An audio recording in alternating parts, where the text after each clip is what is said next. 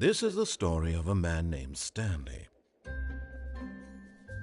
Stanley worked for a company in a big building where he was employee number 427. He sat at his desk in room 427 and he pushed buttons on a keyboard. Orders came to him through a monitor on his desk, telling him what buttons to push, how long to push them, and in what order. This is what employee 427 did every day of every month of every year. And although others might have considered it soul-rending, Stanley relished every moment that the orders came in. Welcome to Though the he had Stanley been made Parable. exactly for this job. And Stanley was happy. And then one day, something very peculiar happened. Something that would forever change Stanley. Something he would never quite forget. He had been at his desk for nearly an hour when he realized that not one single order had arrived on the monitor for him to follow.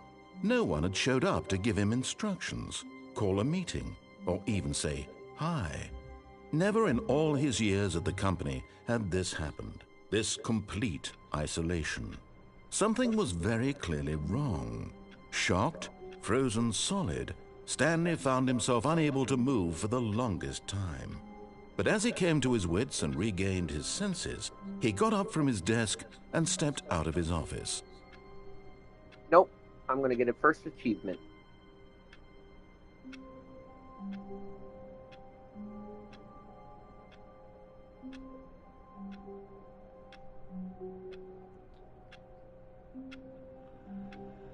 Oh, I need to turn on subtitles.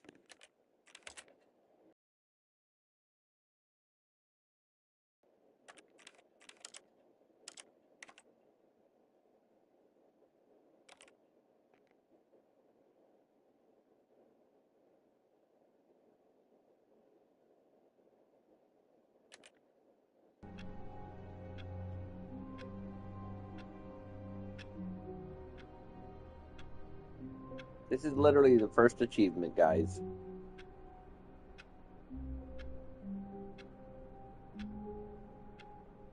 Just stand here.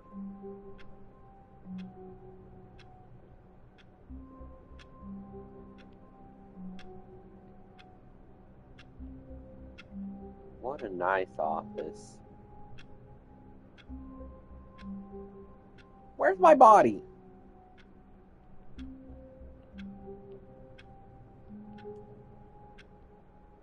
That's a nice clock. That's a nice filing cabinet. Nice phone. Nice computer.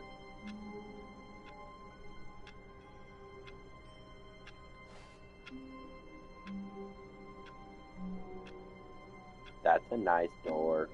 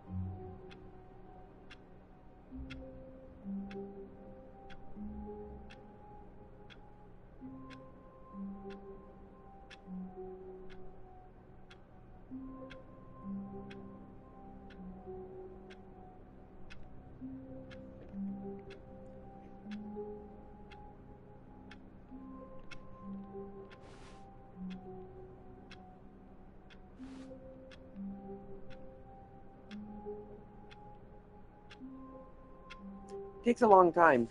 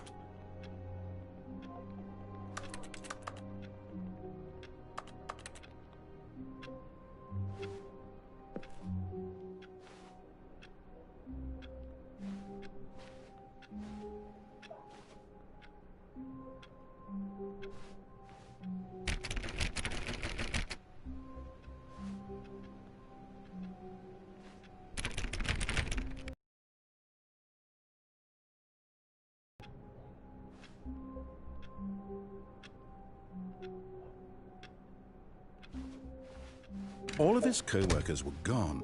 What could it mean? Stanley decided to go to the meeting room. Perhaps he had simply missed a memo.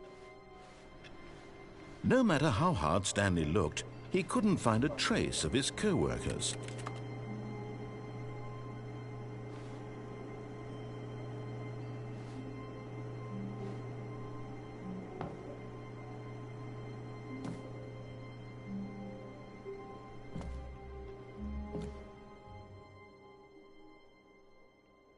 At first, Stanley assumed he'd broken the map until he heard this narration and realized it was part of the game's design all along.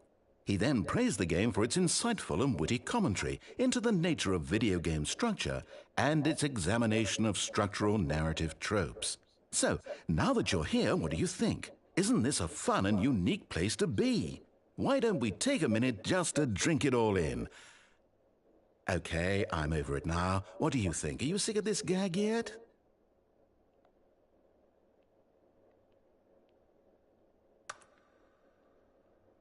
Ah, then in that case we'll continue. But now, here comes the real question. What do you think would have happened if you had told me that you wanted this to stop? Do you think it would have been particularly different? Would I have taken the same idea but rephrased it superficially to fit that answer? Perhaps you never would even have thought of it if I hadn't brought up the issue in the first place. Oh, now think about it. Will it be worth it for you to restart and then come back here just to do the other option? Clearly, this whole gag takes some time. What if the other option is even longer? How long will you spend in total just to have heard all the narration? Oh, and this is rich. Perhaps you've just played the other option, and now you've come to see what happens in this one. So, what do you think? Which choice was the better one? Imagine if you had selected continue on your first playthrough, how tantalizing it would be not knowing what happens when you pick the other option. Indeed, you are one of the lucky ones. Though if the other option is really miserable to listen to, then perhaps you're not. In fact, I'm just going to say that no one who's listening to this is lucky. Well now, I've built up the other option so much that I'm going to stop talking and leave you to your decision whether to come back here, continue with the game, or just sit in this spot forever and ever. Cheers.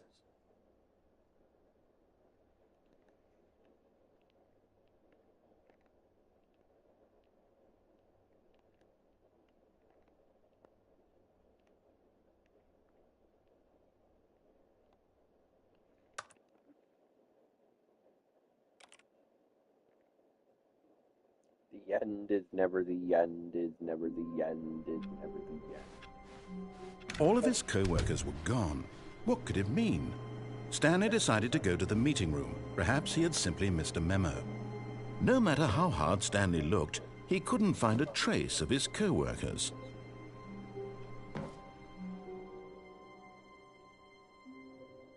At first, Stanley assumed he'd broken the map until he heard this narration and realized it was part of the game's design all along. He then praised the game for its insightful and witty commentary into the nature of video game structure and its examination of structural narrative tropes. So, now that you're here, what do you think? Isn't this a fun and unique place to be? Why don't we take a minute just to drink it all in? Okay, I'm over it now. What do you think? Are you sick of this gag yet?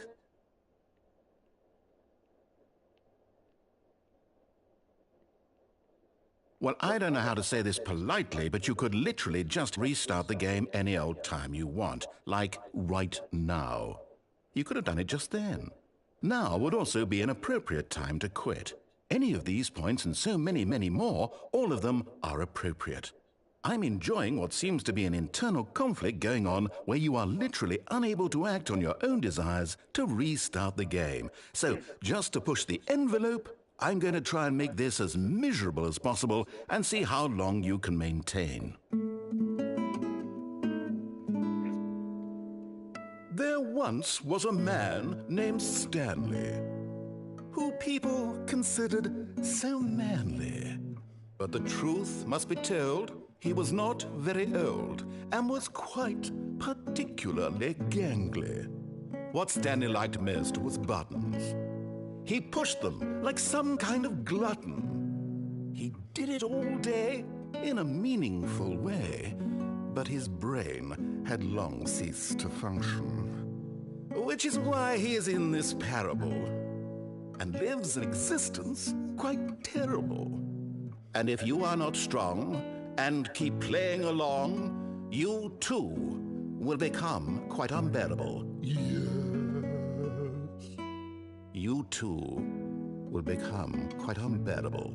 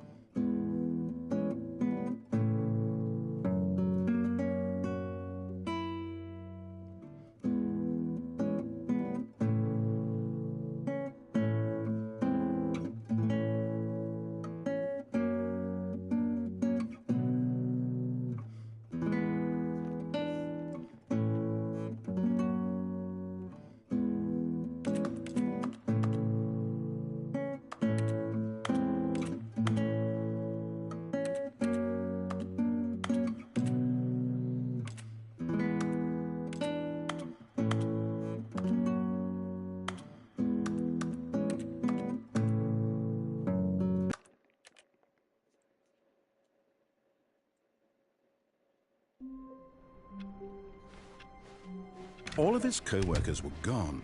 What could it mean? Stanley decided to go to the meeting room. Perhaps he had simply missed a memo. No matter how hard Stanley looked, he couldn't find a trace of his co-worker. Oh, please. Are you really just doing this for the trophy? Trophy is worth... No. I can't just give these merits away for such little effort. A measly 5 clicks. Now, suppose you were to click the door 20 times. I would say that's the kind of effort that warrants recognition. Step 8, 9, 10, 11, 12, 13, 14, 15, 16, 17, 18, 19, 20. I have to say, I'm still not feeling the satisfaction of witnessing true effort for a noble cause. Perhaps 50 clicks will do it. Yes, almost certainly 50 clicks.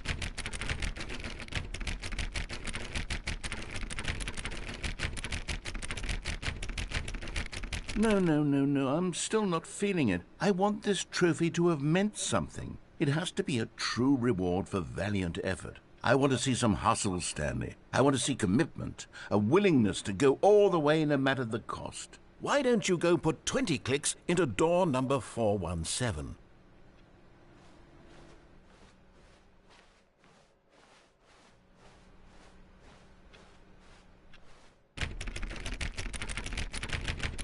Oh, great. Now, go click a few times on door 437.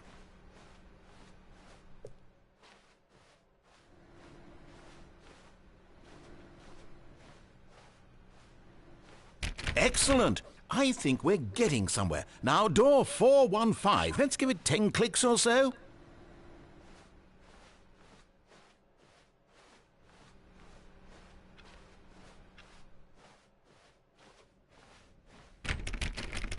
Now, back to door number 437.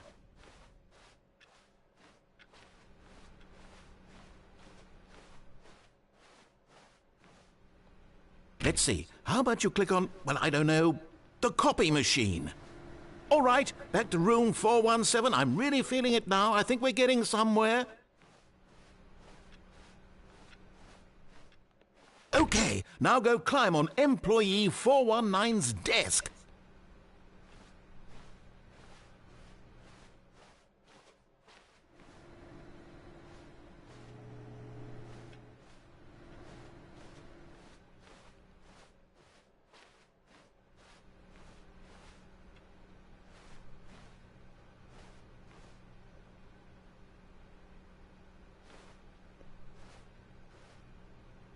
Yes! This is great! You're putting it all on the line, Stanley. I like that. All right, let's keep it up. Go give me a few clicks on door 416.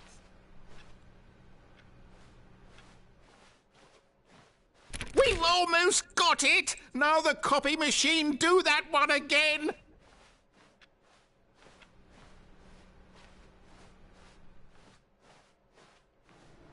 Finish it off, Stanley! 5 clicks on door 430! Yes! We did it! Oh, wow. That felt amazing. Oh, you really earned it, Stanley. Nothing could hold you back. Yes, I'm very proud of how far we've come today.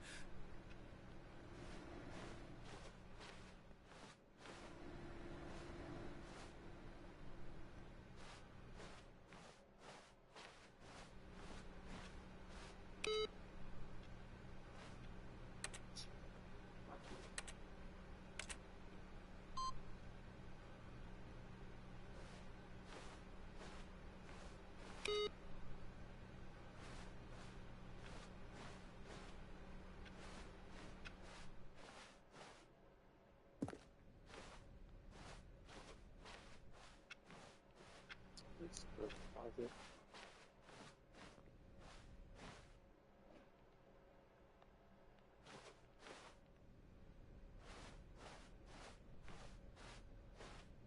When Stanley came to a set of 2 open doors, this was not the correct way to the meeting room, and Stanley knew it perfectly well.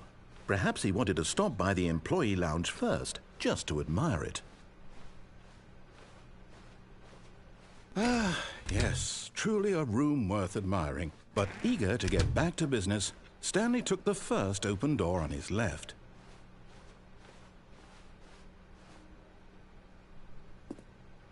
Stanley was so bad at following directions, it's incredible he wasn't fired years ago.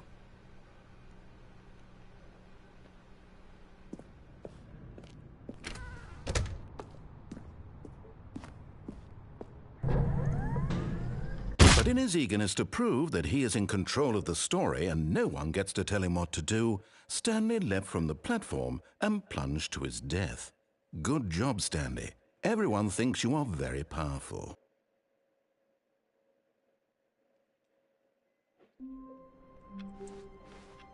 All of his co-workers were gone.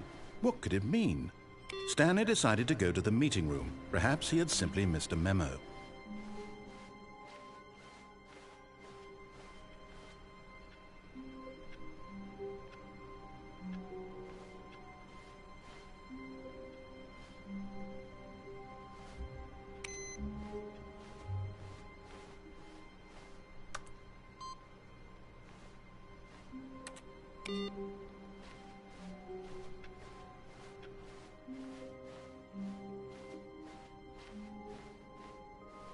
When Stanley came to a set of 2 open doors, he entered the door on his left.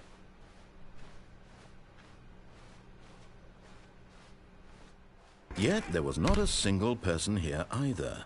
Feeling a wave of disbelief, Stanley decided to go up to his boss's office, hoping he might find an...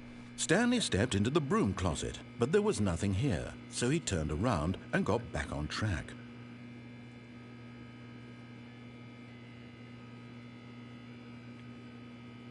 There was nothing here.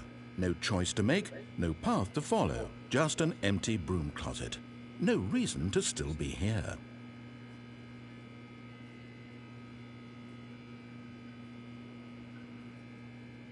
It was baffling that Stanley was still just sitting in the broom closet. He wasn't even doing anything. At least if there was something to interact with, he'd be justified in some way. As it is, he's literally just standing there doing sweet FA.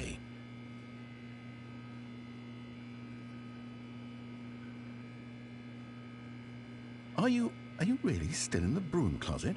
Standing around doing nothing? Why? Genuinely confused.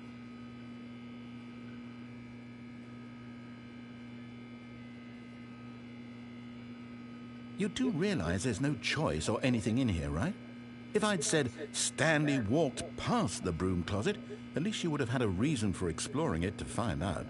But it didn't even occur to me because literally this closet is of absolutely no significance to the story whatsoever. I never would have thought to mention it.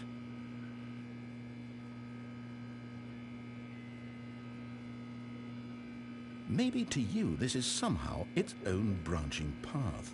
Maybe when you go talk about this with your friends you'll say, "Oh, did you get the broom closet ending? The broom closet ending was my favorite." I hope your friends find this concerning.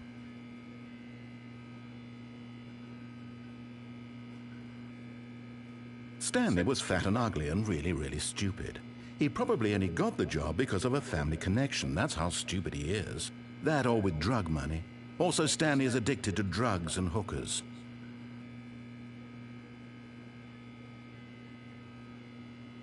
Well, I've come to a very definite conclusion about what's going on right now. You're dead.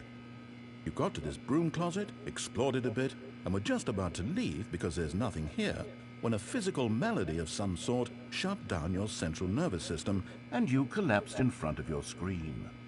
Well, in a situation like this, the responsible thing is to alert someone nearby so as to ensure that your body is taken care of before it begins to decompose. Hello? Anyone who happens to be nearby?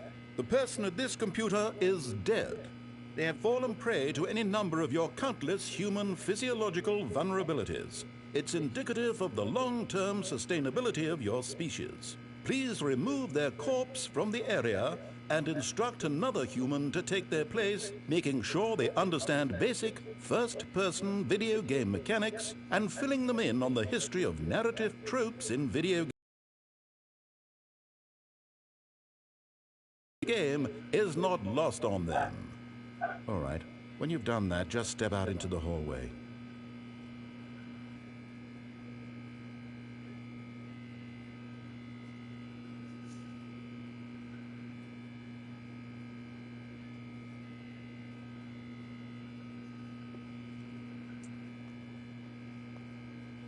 Ah, second player. You too? Unbelievable. I'm at the mercy of an entire species of invalids. Perhaps there's a monkey nearby you can hand the controls to. A fish? Fungus? Look, you can hammer out the details. I'm not particularly picky. I'll just be waiting for when you're ready to pick up the story again.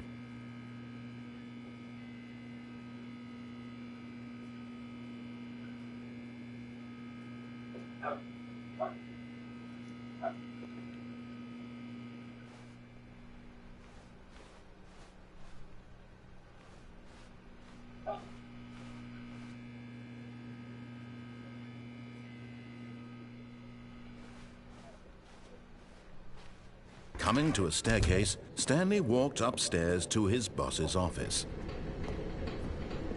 But Stanley just couldn't do it. He considered the possibility of facing his boss. Admitting he had left his post during work hours, he might be fired for that. And in such a competitive economy, why had he taken that risk? All because he believed everyone had vanished? His boss would think he was crazy. And then something occurred to Stanley. Maybe, he thought to himself, maybe I am crazy. All of my co-workers blinking mysteriously out of existence in a single moment for no reason at all? None of it made any logical sense. And as Stanley pondered this, he began to make other strange observations. For example, why couldn't he see his feet when he looked down? Why did doors close automatically behind him wherever he went? And for that matter, these rooms were starting to look pretty familiar. Were they simply repeating? No, Stanley said to himself, this is all too strange. This can't be real. And at last, he came to the conclusion that had been on the tip of his tongue. he just hadn't found the words for it. "I'm dreaming!" he yelled. "This is all a dream." Oh, This is all a dream! Stanley felt to have I'm finally going found an insane! answer, an explanation. Help His me! co-workers weren't Help actually me! gone. He wasn't going to lose his job. He wasn't crazy after all. And he thought to himself, I suppose I'll wake up soon. I'll have to go back to my boring real-life job pushing buttons. I may as well enjoy this while I'm still lucid. So he imagined himself flying and began to gently float above the ground. Then he imagined himself soaring through space on a magical starfield, and it too appeared. It was so much fun, and Stanley marveled that he had still not woken up. How was he remaining so lucid? And then perhaps the strangest question of them all entered Stanley's head. One he was amazed he hadn't asked himself sooner. Why is there a voice in my head dictating everything that I'm doing and thinking? Now the voice was describing itself being considered by Stanley, who found it particularly strange. I'm dreaming about a voice describing me, thinking about how it's describing my thoughts, he thought. And while he thought it all very odd and wondered if this voice spoke to all people in their dreams, the truth was that, of course, this was not a dream. How could it be? Was Stanley simply deceiving himself, believing that if he's asleep, he doesn't have to take responsibility for himself? Stanley is as awake right now as he's ever been in his life. Now, hearing the voice speak these words was quite a shock to Stanley. After all, he knew for certain, beyond a doubt, that this was in fact a dream. Did the voice not see him float and make the magical stars just a moment ago? How else would the voice explain all that? This voice was a part of himself too. Surely, if he could just... He would prove it. He would prove that he was in control, that this was a dream. So he closed his eyes gently, and he invited himself to wake up. He felt the cool weight of the blanket on his skin, the press of the mattress on his back, the fresh air of a world outside this one. Let me wake up, he thought to himself. I'm through with this dream. I wish it to be over. Let me go back to my job. Let me continue pushing the buttons. Please, it's all I want. I want my apartment, and my wife, and my job. All I want is my life exactly the way it's always been. My life is normal. I am normal. Everything will be fine. I am okay.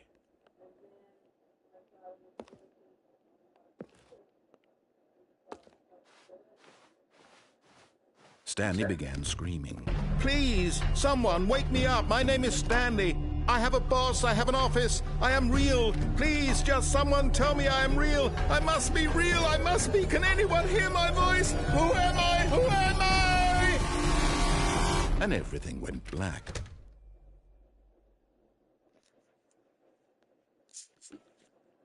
This is the story of a woman named Mariella. Mariella woke up on a day like any other. She arose, got dressed, gathered her belongings, and walked to her place of work. But on this particular day, her walk was interrupted by the body of a man who had stumbled through town talking and screaming to himself, and then collapsed dead on the sidewalk. And although she would soon turn to go call for an ambulance, for just a few brief moments she considered the strange man. He was obviously crazy. This much she knew. Everyone knows what crazy people look like. And in that moment, she thought to herself how lucky she was to be normal. I am sane. I am in control of my mind. I know what is real and what isn't. It was comforting to think this, and in a certain way, seeing this man made her feel better. But then she remembered the meeting she had scheduled for that day, the very important people whose impressions of her would affect her career, and by extension, the rest of her life. She had no time for this, so it was only a moment that she stood there, staring down at the body. And then she turned and ran.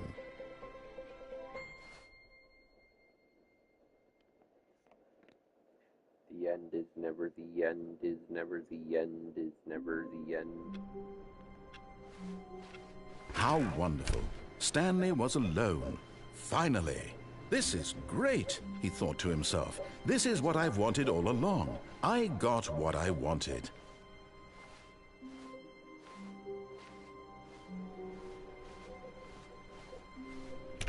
Stanley went around touching every little thing in the office, but it didn't make a single difference, nor did it advance the story in any way.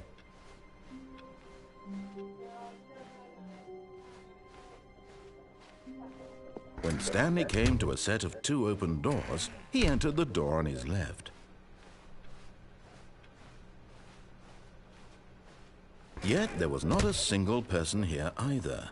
Feeling a wave of disbelief, Stanley decided to go up to his boss's. Oh no, no, not again. I won't be part of this. I'm not going to encourage you. I'm not going to say anything at all. I'm just going to be patient and wait for you to finish whatever it is you enjoy doing so much in this room. Please take your time. I want to see if he actually lives up to that.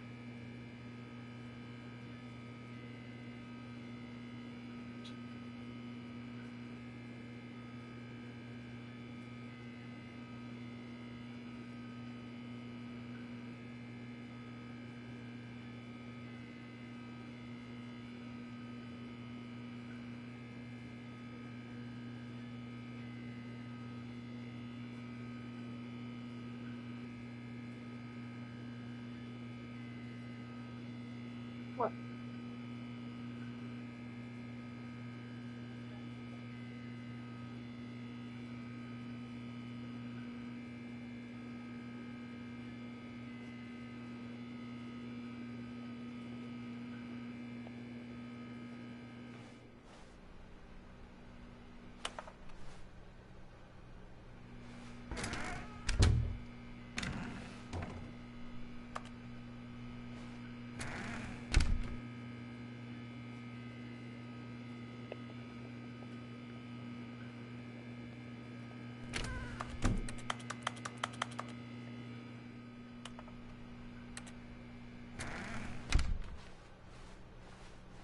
Coming to a staircase, Stanley walked upstairs to his boss's office.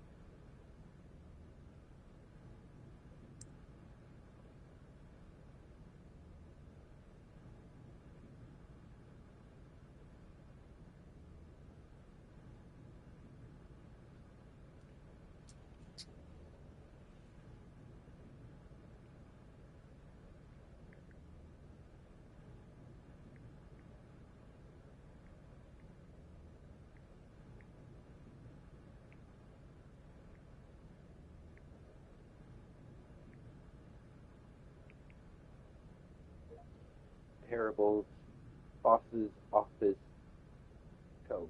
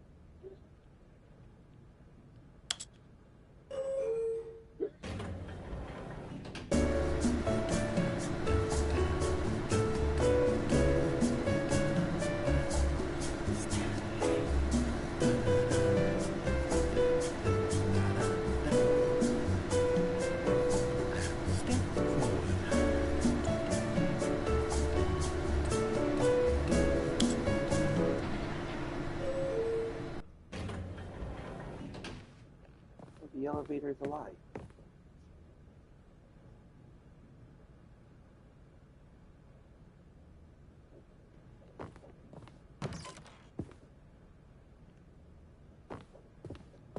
Stepping into his manager's office, Stanley was once again stunned to discover not an indication of any human life. Shocked, unraveled, Stanley wondered in disbelief. Stanley was in such a rush to get through the story as quickly as possible, he didn't even have a single minute to just let the narrator talk. That kind of anxiety isn't healthy, so he relaxed for a few moments with some calming New Age music.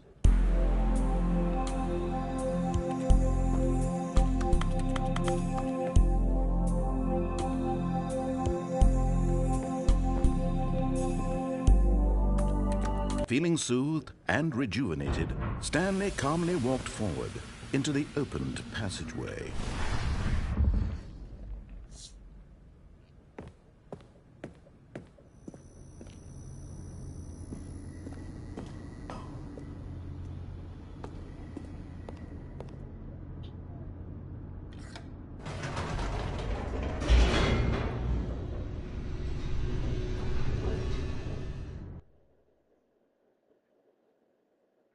Descending deeper into the building, Stanley realized he felt a bit peculiar.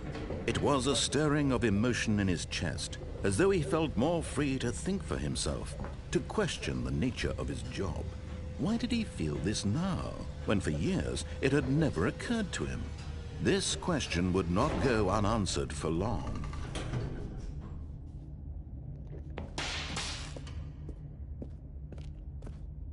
Stanley walked straight ahead through the large door that read Mind Control Facility. Although this passageway had the word escape written on it, the truth was that at the end of this hall, Stanley would meet his violent death. The door behind him was not shut. Stanley still had every opportunity to turn around and get back on track. At this point, Stanley was making a conscious, concerted effort to walk forward and willingly confront his death.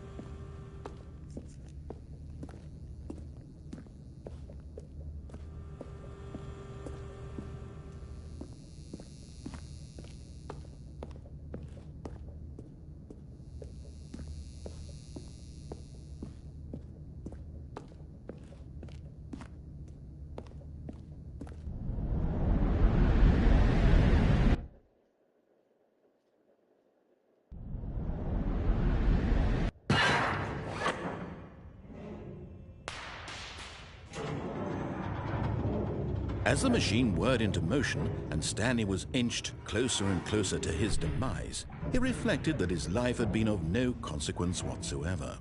Stanley can't see the bigger picture. He doesn't know the real story, trapped forever in his narrow vision of what this world is.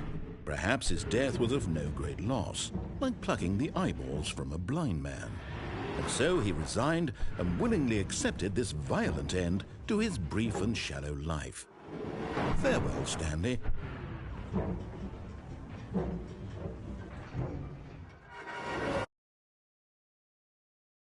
"Farewell, Stanley," cried the narrator, as Stanley was led helplessly into the enormous metal jaws. In a single visceral instant, Stanley was obliterated as the machine crushed every bone in his body, killing him instantly.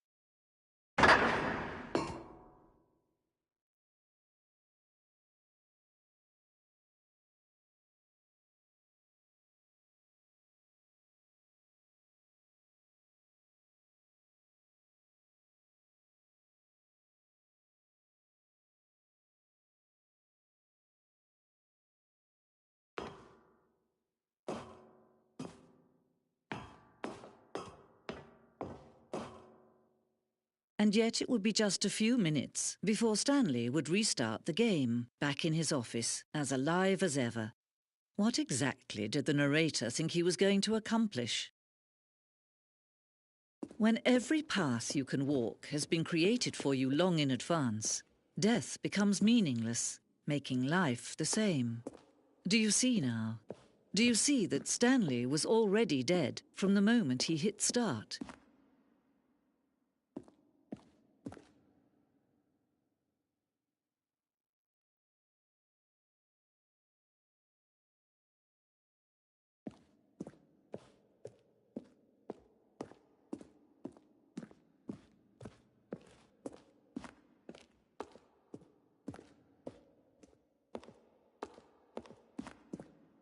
Intuitively, if you had even the most fundamental understanding of good and bad game design.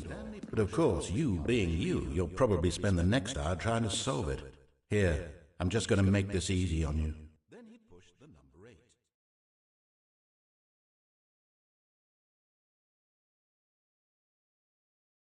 Nothing there? Shoot. Well, try the other one then.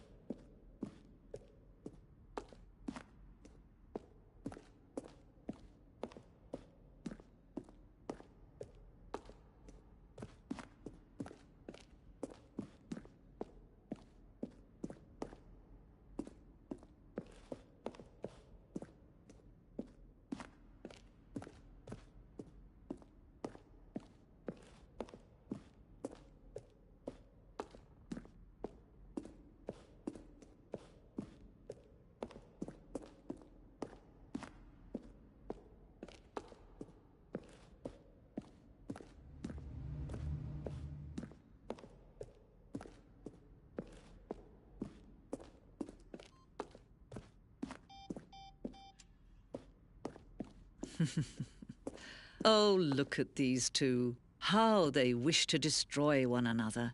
How they wish to control one another. How they both wish to be free.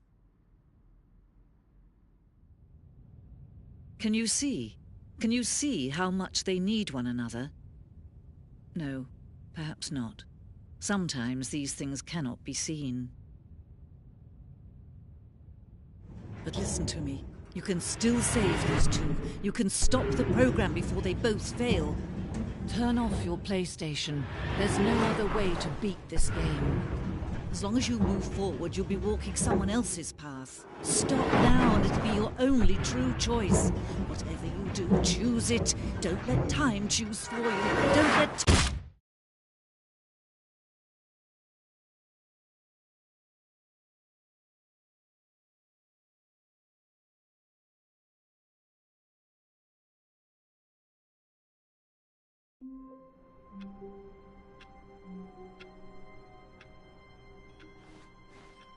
All of his co-workers were gone. What could it mean? Stanley decided to go to the meeting room. Perhaps he had simply missed a memo.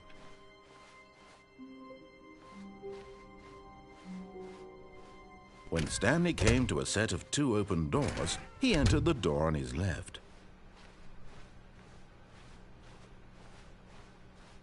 Yet there was not a single person here either. Feeling a wave of disbelief, Stanley decided to go up to his boss's office, hoping he might find an answer there.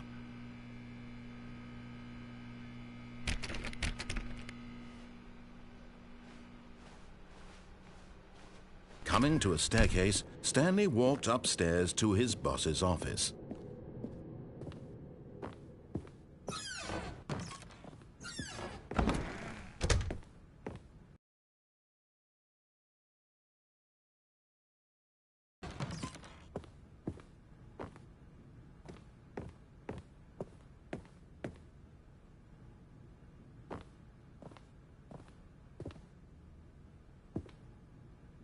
Okay, I think we all...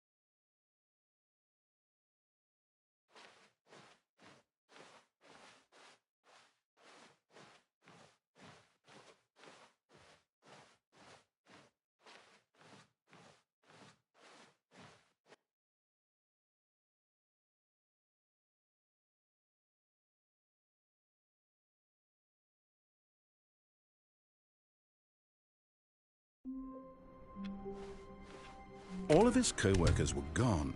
What could it mean? Stanley decided to go to the meeting room. Perhaps he had simply missed a memo.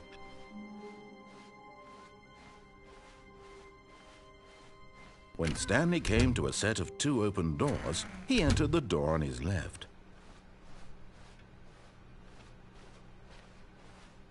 Yet there was not a single person here either. Feeling a wave of disbelief, Stanley decided to go up to his boss's office. Coming to a staircase, Stanley walked upstairs to his boss's office.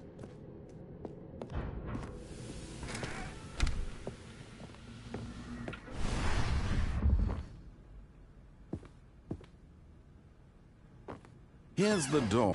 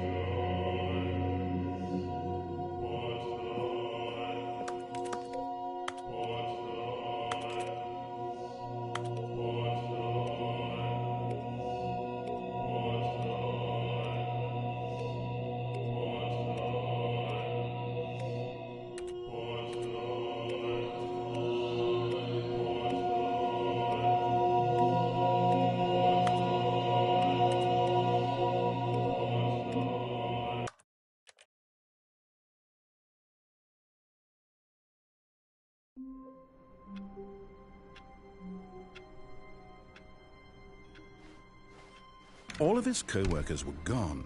What could it mean? Stanley decided to go to the meeting room. Perhaps he had